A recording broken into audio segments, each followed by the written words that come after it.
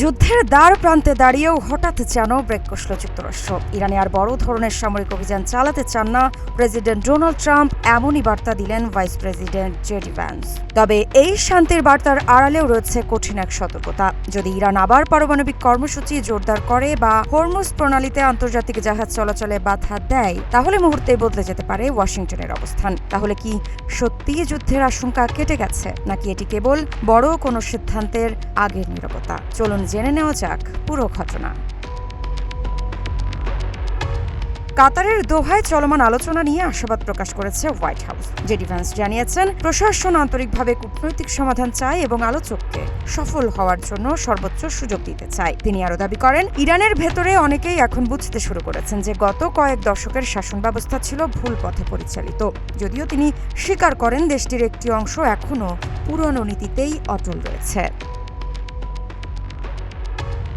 অন্যদিকে ব্লুমবার্গের তথ্য অনুযায়ী মার্কিন আলোচক স্টিভ উইটকফ ও জারেড কুশনার কাতারে ইতিবাচক আলোচনা করেছেন। সাম্প্রতিক শান্তি সড়কের চূড়ান্ত রূপ দিতে প্রযুক্তিগত পর্যায়েও অগ্রগতি হচ্ছে বলে জানিয়েছেন মার্কিন কর্মকর্তারা।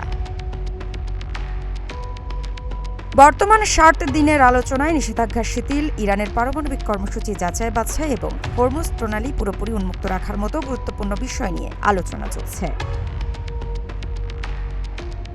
তবে এর মধ্যে ওয়াল স্ট্রিট জার্নালের এক প্রতিবেদনে বলা হয়েছে, প্রেসিডেন্ট ট্রাম্প সম্প্রতি প্রতিরক্ষামন্ত্রী পিট হেগসেথ সহ শীর্ষ সামরিক উপদেষ্টাদের সঙ্গে পূর্ণমাত্রার যুদ্ধ পুনরায় শুরু করার আলোচনা করেছিলেন। শেষ পর্যন্ত তিনি আপাতত সামরিক পদক্ষেপের পরিবর্তে কূটনৈতিক প্রচেষ্টাকেই অগ্রাধিকার দিয়েছেন।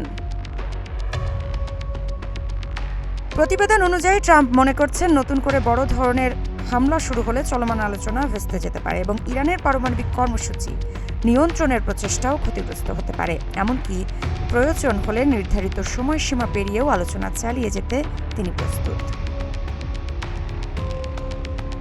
তবে হোয়াইট হাউসের এই আশাবাদের বিপরীতে তেহরান জানিয়েছে, যুক্তরাষ্ট্রের সঙ্গে কোনো সরাসরি বৈঠক নির্ধারিত নেই। তাদের দাবি, সব ধরনের যোগাযোগ এখনও মধ্যস্থতাকারীদের মাধ্যমেই পরিচালিত হচ্ছে।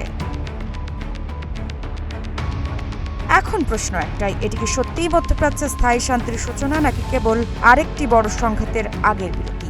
সেটিই এখন নজরে রাখছে পুরো বিশ্ব। মৃত্তিকা সিনহা বিশ্বাস, গ্রিন টিভি।